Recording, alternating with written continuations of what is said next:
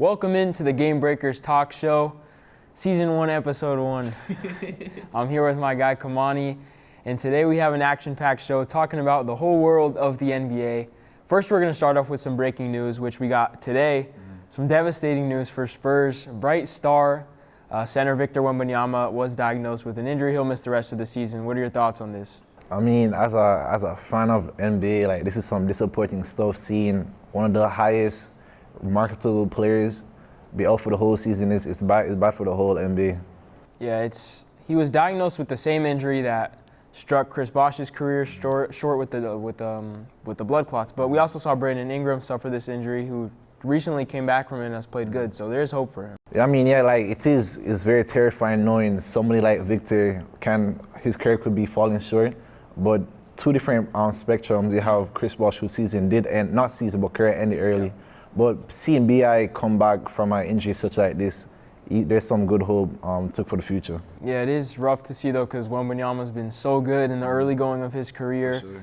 Looking like a Defensive Player of the Year candidate back-to-back seasons, and he's obviously only 21 years old still. Yeah. But I will say, we haven't seen many 7'4" players like Wembanyama that have, from half court, especially shooting from half court, that have been able to stay healthy. And I was surprised with how much he has been able to stay healthy so far in his career, 2 years, as well as playing overseas in France. But the injury's catching up to him now, so hopefully this is not a trend that continues and he can come back and play well with it. For sure. So moving over to some more breaking news that we received today was Bobby Portis getting suspended for, 25 games, which is pretty much the rest of the season damn near for the Milwaukee Bucks, who have already struggled this year with depth issues. They're trying to make a playoff push late in the season. This is a big loss for the former Sixth Man of the Year. I mean, for sure, not only does this happen for the Bucks, but correlates to what I've been hearing from news about Giannis, how he's not committed to the team long term if he doesn't see a chance to be winning a championship. And going forward, like, this is something Giannis says every single year, but he still signs extensions every year. So, this is just a lot of stuff boiling over going into the future for the Milwaukee Bucks, and it's a scary sight, honestly. Yeah, it is bad because, like you said, Giannis could be on his way out. We've seen with these smaller market teams the inability to retain some of their stars, and Giannis seemed like one of those more loyal players. He spent his whole career in Milwaukee, won a championship there. He's had a lot of success, but I could see the frustration boiling with him. They haven't been able to get back to that point, although they did try to get there with the addition of Damian Lillard, but they're trending on the downward spiral. I mean, yeah, next thing you know, 2 years from now, we might trade Austin Reeves for Giannis Antetokounmpo, and he's on the Los Angeles Lakers. Giannis and Luka? I don't think that's ridiculous to say anymore. Yeah, but Lakers have no picks, man. How they? Or they got one back from Mark Williams. 2031 pick. But yeah. There you go. But yeah, this is not good news for the Bucks at all. I'm surprised if they'll honestly be any serious contender this season. I doubted it. So that's some news around the NBA. We'll keep you guys updated with more breaking news as it continues to trend. But we're past the trade deadline, past the All-Star break, so now we're just ramping up, ready for the playoffs. And we'll keep you guys updated as the season continues. Welcome into the great debate. Today we have a few topics lined up. Me and Kamani are going to debate some controversial topics around the NBA. I'm not going to start with the most controversial one. Let's start with what's happening with basketball. It's declined in viewership lately.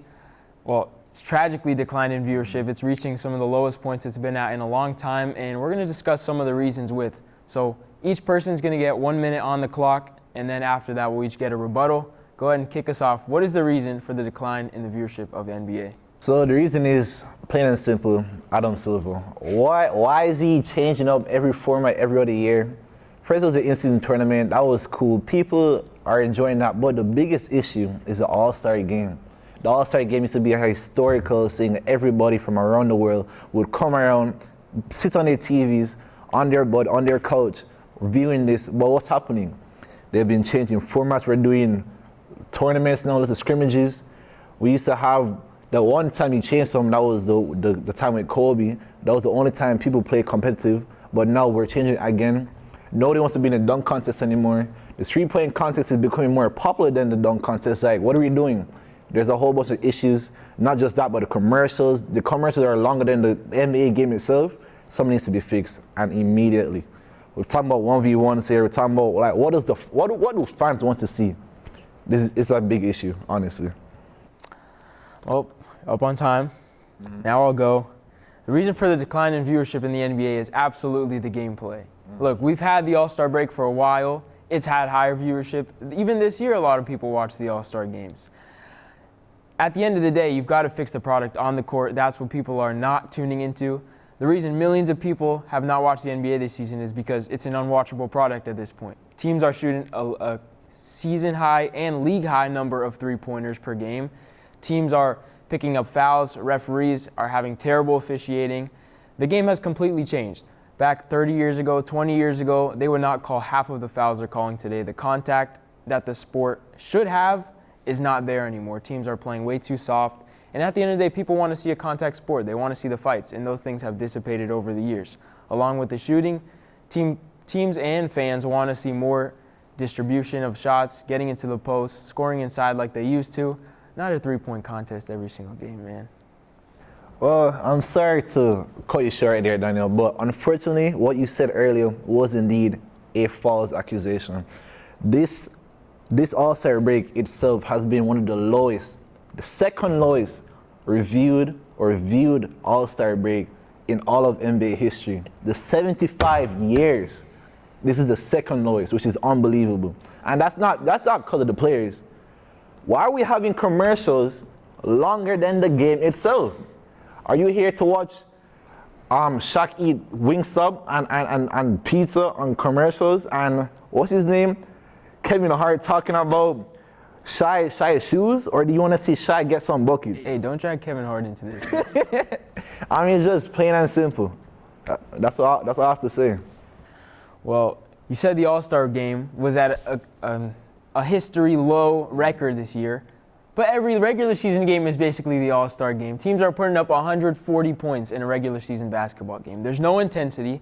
At the end of the day, millions of people are not tuning in to the NBA, not because of an All-Star break. That's a 3-day period out of an 82-game season. People are not tuning into the NBA because the games are not competitive. You have more blowouts than ever before. Games are over in the first half because of incessant three-point shooting and teams just not trying on the defensive end.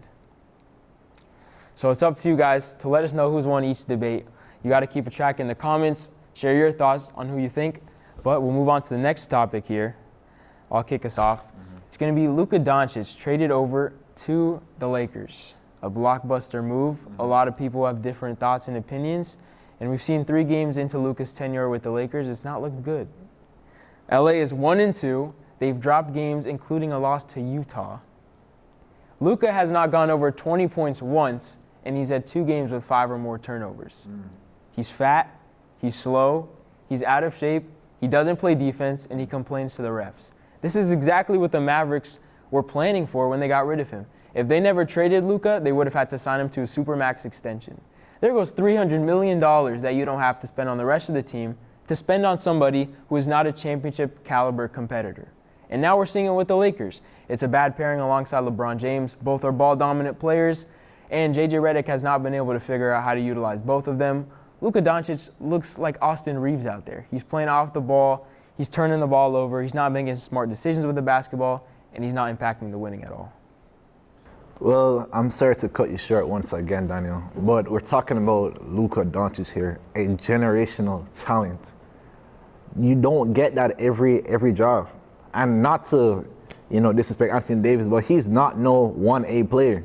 He's not your number 1 option on a team. Kyrie Irving's not no number 1 option on a team. Who Lakers got was somebody not just for the present, but for the future. And that's the biggest question mark LA has for like the past 2-3 years after LeBron James. Who's gonna carry that flame? It's gonna be Luka Doncic. Nobody wants to play with Anthony Davis. When Luka takes the reign for LA, people are gonna want to sign over there. And he might not be the best at defense, but when you have a person whose system is around you, a heliocentric offense, you are the system. AD can't do that for you. And we're talking about future. What are the Mavs gonna do? They're not winning no ring with AD. He's out right now. I'd rather have Luka play 15 points. Get out of here. Okay, look. The Lakers are 1-2 with Luka. You say they have a future, except they have no draft capital. Mavericks, I'll give you this. Anthony Davis was not a great piece to build your franchise around, and he's already gotten injured. So there is credit to that point. However, the Mavericks also got Max Christie, who's been great for them so far in that deal. He's looking like a perennial starter for them for the potential next 5 to 10 seasons, and they also got draft capital. If the Lakers are 1-2 with LeBron, how bad are they going to be without LeBron James, who's been better than Doncic so far in his Lakers tenure? So if they're not able to replace that talent, sure, they're a big market, they could definitely do it, but what happened before LeBron was there? The Lakers were a terrible team for about 10 years. They could not bring in any big players, and they relied on drafting players to get most of their talent. So once LeBron leaves, team could be screwed. I'm sorry. Did you say 10 years? And not just that. Did you say Max Christie? Are you telling me, Mavericks fans, you're telling me, oh, we traded away Luka Doncic. I'm glad we have Max Christie on our team. Who the hell is saying that? We're talking about Luka Doncic. The Mavericks have a better record than the Lakers after trading away Luka. I'd rather have some. He's 300 pounds. I'd rather have a 300-pound swine on my team than someone who cannot play games. We're talking about day-to-day Davis, ambulance driver, always down, always damaged. I don't want that on my team. I'd rather have somebody carrying my team. I'd rather 15 points, 5 turnovers than someone who can't play at all. Give me Luka Doncic. When the Mavericks have more money than the Lakers and a better record in 2 years, we'll see who won that trade. Good. Moving over to the final topic, this is the most debated one. Who is the best basketball player of all time? LeBron James. LeBron Ramon James. The greatest player of all time. When it comes down to it, I want somebody who can do everything, who is perfect at everything. I want someone who can score, pass, defend, ball IQ, coachable. I need that person on my team. Yeah, Michael Jordan is 6-0 in the finals. Everybody's going to say that. But what about the times when he didn't have Scottie?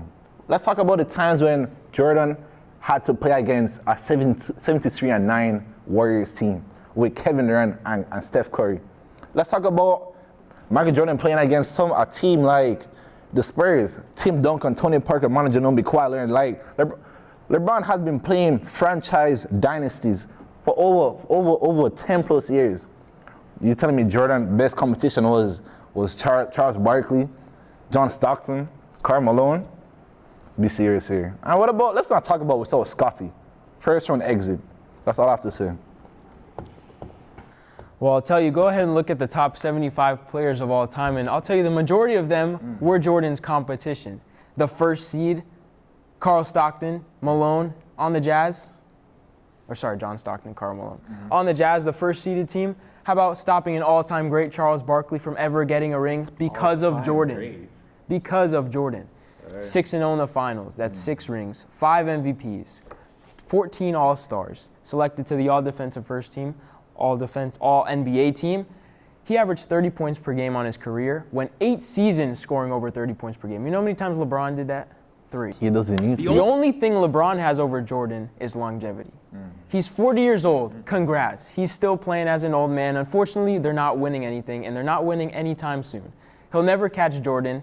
He'll never catch his 6 rings. He could play till 60. He's not catching Jordan's 6 rings. He's putting up empty stats. Jordan did it on the biggest stage whenever he had to. If we're talking about biggest stages, LeBron James dropped 50 points in the NBA Finals Game 1 against the 2018 Golden State Warriors. And what happened? George Hill misses a free throw back-to-back to cost him the game. Not only that happened, J.R. Smith caught that rebound and sold him the game. Jordan didn't have to do that stuff. He never experienced such mockery of basketball. I'm talking about NBA Finals, Jordan scored a bunch of points. Yeah. Scottie Pippen led that team in rebounding, assists, steals, block. That's all Michael Jordan had to do. LeBron had to do every single thing for his teams. Let's talk about in 05 when he carried that team against the Spurs. Jordan can't do that. He can't make a play for that team. I want LeBron on my team for that very reason. How about when LeBron went against the Dallas Mavericks? When he was with the Heat and he was a heavy favorite and he lost to Dirk Nowitzki and the Mavericks. How about when LeBron was on the Heat, and he got saved by Ray Allen's three-pointer at the buzzer after missing a potential game-tying three-pointer himself. How about when he took 7 games against the Warriors, and Kyrie Irving hit a massive shot over Stephen Curry to close that game out? So LeBron didn't do anything. Jordan never played in a Game 7 in the NBA Finals. You know why? Because he never let it get to that point. He never let it get to that point. Jordan is the greatest scorer of all time. You can have your scoring title. It's because LeBron's played in about 50,000 more games than Jordan has. 40,000 points, by the way. Yeah, Jordan averages 33 points per game in NBA Finals. He's never gone to a Game 7. He's never let it get close to a Game 7. It's been flat-out dominance every time he's gone to the biggest stage. LeBron's lost as a favorite, and he's gotten carried to win. Let me call you right there. When he was a favorite. Whose son is in jail right now? And whose son is in the NBA? That's all I have to say. See you later. Let us know in the comments section below. Say it out real quick. Let us know who won this debate. Jordan is the best basketball player ever. Kamani's the worst debater ever. But let us know who you guys won. Let us know your thoughts, what you think about each topic. And like I said, we'll keep you guys coming with more news and more playoff coverage as the NBA season comes to a close. Welcome back to the Game Breakers Talk Show. I'm here with our Sports Spotlight. Got a special athlete today, Derek Raheem. How are you doing today? Great, man. How are you doing? Doing good. I'm excited to have you here on the show. Talk to me, give it a little bit of an introduction, how you started with your sport, where you're from, how you ended up here at Berry. So, I'm from South Florida, born and raised, Fort Lauderdale area. I know I got raised, my dad, huge baseball fan, grew up in Brooklyn, named Derek after Derek Jeter. All I know is when I was younger, when I was like 2 years old, I picked up a bat in my backyard and my dad was throwing to me, and the rest is pretty much history. Like, baseball's been like my whole, like all my life. I can't imagine a time where I wasn't playing baseball. So there's some big shoes to fill with Derek Jeter. Yeah, but you know, I'm a lefty, played the outfield, didn't play shortstop, which is probably great, but I'm so happy my parents named me after Derek Jeter. Love watching the Yankees, and he's a great role model to have in life. So I'm sure he's an inspiration for you. Are there any other big inspirations that really fueled your game or made you kind of develop how your play style and everything like that? Back in the day, yeah. I mean, him, Mark Teixeira, even A-Rod, obviously some controversy, but even A-Rod, like, you see these guys, like, every time they went out on the field to play, they looked like they're about to play their last game ever. So that's something I always tried to do when I was playing all these years. So that's me. So when did you decide you were going to take baseball seriously? You played at the collegiate level. That's a big transition, obviously, from high school to the college level, big difference in the skill gap. So when did you decide you were taking it seriously and that was something you could do at the next level? Oh, probably, 12, 13 years old, like middle school, getting ready for getting ready for high school and all that. You could just tell sometimes, like, at that point, it's like who has it, who doesn't have it. I felt like I had it, and so I took it really seriously. Like, all my weekends were spent. If there was no games, I'd be at the batting cage, taking BP with whoever would want to throw it, my dad especially. Just finding kids who I knew wanted the exact same thing that I wanted to do, found them, and we went out there and got it done. So what was that adjustment like, going to the next level from high school to college? Was there any big adjustment period, or did you fit in seamlessly? I wouldn't say, definitely not seamlessly. I mean, there's definitely a huge gap. Like, high school, it's like, what, 15 to 18 years old. I wouldn't say there's too much. Like, obviously the freshmen and the seniors, there's obviously a difference. But in high school, it's like, in college, I was there when I was 18 years old, and some of these kids, because of red shirts, COVID, and all that stuff, like, I was on a team with 23-year-old guys, man. Like, those are real grown men, and it's like, wow. Like, you could just tell the difference, like, you could tell they've been playing those years longer. Their fastballs so much faster, so much movement on all their off speed. Even taking BP with some of these guys, like, some of these guys look like they could be my father, they had full beards. They were drinking and stuff. Like, you would just, like, all you hear about is, like, after that, they'd be like, oh, we're going to the bar. I'm like, man, I'm not even close to being able to do that. So, but high school to college was definitely a big adjustment. Even going from, like, travel to high school, like, as a freshman, I was really nervous. The competition down here was really great, and I struggled my first couple of games of high school, but because of coaches and just the teammates around me, I was able to adjust nice and easy. So you mentioned the coaches and the teammates around you. Sports is obviously great to develop on the field, but you can also develop a lot of things off the field. Talk to me about what playing baseball your whole life has taught you in terms of becoming a better person off the field as well. I think just like a lot of it, discipline, being a great person, because if you're not a great person, you're not going to be a good teammate. Just respect. I mean, like, yeah, you could go out there for 7 innings and hate the other team across from you, but at the end of the game, when it's over, it's like someone's got to win, someone's got to lose, and you have to go over there and shake their hand and be like, listen, like obviously there's a lot of trash talking and there's a lot of, things that aren't nice, but at the end of the day, like, they're doing the same thing you're doing, and it's, you respect their play. They might be better, like they might have had a better day than you. They might have outplayed you, outpitched you, put the ball in the right spot, and you just got to go in there and shake their hand and be like, great job. And that's like in life too. It's like you still like, so, some people have have more experience. They're gonna know more than what you know, and you just have to sit there and listen, even if you're not gonna like it. So, I would say baseball has kept me and like grown me into a pretty good human being. Did you ever do your share of trash talking? Oh, all the time, man. Like in between pitching changes and stuff, if there's a guy on second base, like, and I didn't like him, or, these guys, we play with them for years and everything. So it's like, I'd be in there chirping a little bit. It was fun, and they do it right back. So it's like, you're not being rude or anything. It's just for the game. No, you got to keep that competitive edge. Of course. So talking about your play on the field, you're mainly an outfielder. You told me center field.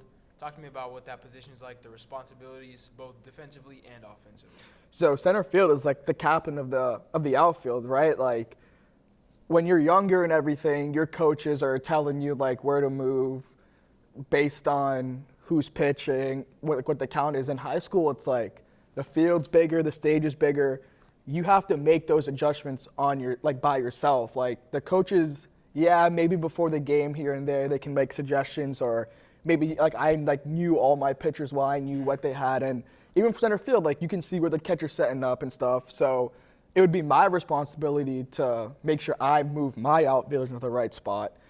And that gave me like a sense of leadership, a sense of responsibility, because without that, I'm not, like, some games are won and lost by like 3-4 inches. Like, baseball is a game of inches, like plays at home plate, plays on all bases. Like, having one step up on what's going to happen next is a huge advantage. And that was my job pretty much my whole life, was to make sure that everyone was in the right position.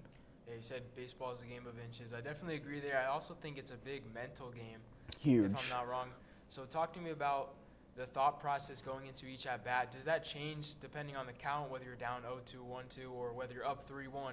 What are you looking for in terms of pitches, and how does that mentality change when you're up at the bat? That's the thing for like younger generations, like things like it can't change your mind, you have to go up there with the same mentality every time, and most of it is not thinking. Like, one of my coaches, like one of the biggest things my high school coach told me, our hitting coach, was like, you need to go up there and not think about anything.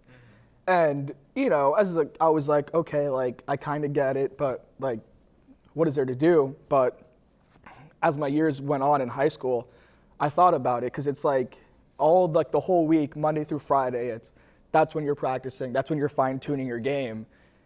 Saturday, when the game's coming, you just have to trust that you know how to do it. Like, even no matter what the count is, obviously there's like slight adjustments you make if you're down 0-2 and then if you're up 3-0. But other than that, they told me to always keep my mind clear. And that's what I used to tell the kids that were younger than me, that when I was a junior, senior, and they were freshman, sophomore, that the best thing to do is get up there and not think, because obviously you have what it takes to be on this field and play for this team. So why not just trust yourself and not think, and just just trust yourself.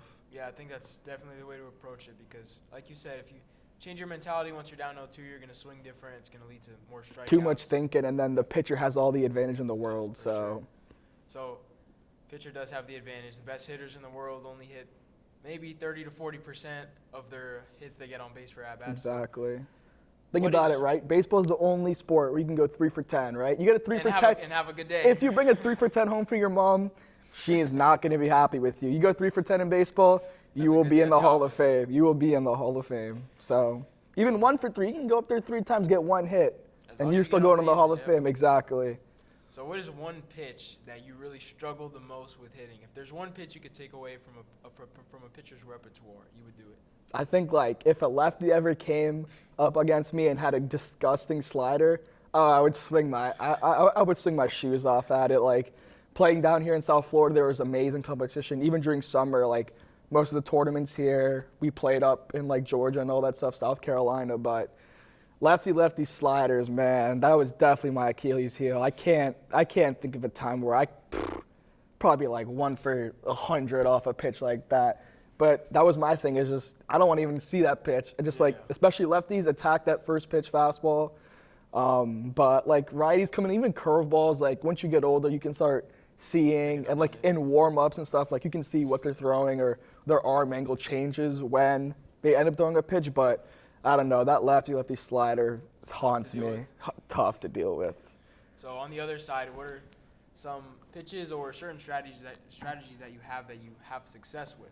I think like a forgotten art of the baseball game is bunting. Like I've been made fun of it my whole life. Like my junior year, I kid you not, I probably like a lot of my hits were bunts, and really? I used to catch flack from it from my teammates. But I'm like, all right, man, like I'm on first base. I have the speed. I can steal second base, and you're not even like you're up there and you're not even doing anything. So, I mean, like you can make fun of me. Like it never bothered me. Like my junior year, I'd probably put down a bunt once, maybe even twice a game, get on base. Wow. Yeah, no, I mean, as long as you're getting on base. exactly, and it's like people like to hate on me for it. It's like, hey man, like I'm gonna be happy running the bases while you're in the dugout watching me do it. So, but other than that, I mean, I don't know, Bill. Baseball has evolved so much. Mm-hmm. I think it's great. I think it's becoming a little too analytical though. Very, Yeah, very analytical, and like, which is great because that's opening up jobs and everything.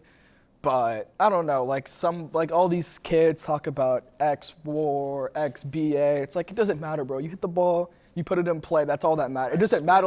Like your expected batting average doesn't matter. All that matters is if you get the hit or not. And no one even really tracks. Like now in college, you're seeing it a little bit, but even before then, it's like no one cares about that in high school.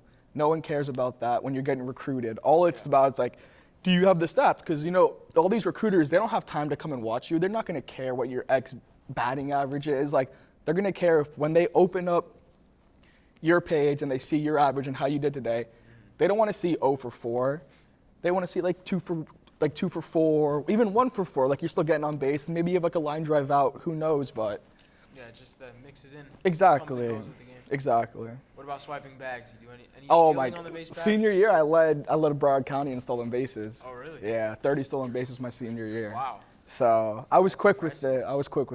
So what are some keys to that? What are some keys to stealing bases? Is it watching the pitcher's timing? It's honestly, it's just, I wouldn't even say intuition. It's just like it's like getting a good read. Like, you know, again, growing up down here, like you see a lot of great pitching. And like I led off, so it's not like I had it's not like I could watch from the bench the first couple innings and see what he's doing. You would just like, that's just something that you pick up, being around the game for how long I've been, and just having the right mentality. And again, even on the bases, it's not thinking, because it's like you overthink it. You take half a second you take from deciding to go or not to go means the difference between you being safe or out. Yeah. So, again, it's a big mental game, but a lot of that mental game is just not letting everything else affect you. It's just trusting yourself and doing what you know you can do. So what are some of your goals and interests outside of the sport? Is there anything that you like? Yeah, so my biggest goal now, like I'm done playing. I tore my hamstring my freshman year of college, but now my next step is becoming a broadcaster. Like the top goal is to do it for the Yankees. Or just any team really to start off, and then or just be like broadcasting like Derek Jeter now. He broadcasts for Fox with like David Ortiz, which is crazy because you saw like their rivalry back in the day. It's like you would never think these two would be able to sit down next to each other and just talk baseball. But like I said it before, like talking trash is just part of the game. At the end of the day, it's like they were the biggest rivalries at the time, but they still respected each other's game. And now you see it like outside of baseball and like years retired that they can come down, sit together, and just chop it up about baseball and everything. So that's the goal. It's just being something about baseball, if it's like analytics or like MLB, just talking about baseball, because I could talk about baseball for hours. Yeah, and I want to be a broadcaster myself too, but as you probably know, it's a tough market with all these former athletes getting jobs. It's crazy. Tom Brady never broadcasted a game. in his Not life, a and he day gets in his a life. max contract to do it in the biggest stage. He's getting more money to just talk about football And than he those are did the to get players. than he did to get hit around every Sunday. Like, It's crazy. man, that's the goal, though, right? I mean, like, that's a dream. But you've got a great voice for it. Like you said, you can talk baseball for hours. So if anyone's looking for a broadcaster, especially baseball, Derek's the guy. Hit me up. Hit me up. And I think that's all the time we have here today on our first player spotlight. We've got a lot of more players lined up in the coming weeks, but thank you, Derek, for coming on. You're great. Thank you Always for great. having me. my I guy. appreciate it, man. Of course. So we will see you guys in the next one. Looking forward to the future interviews to come.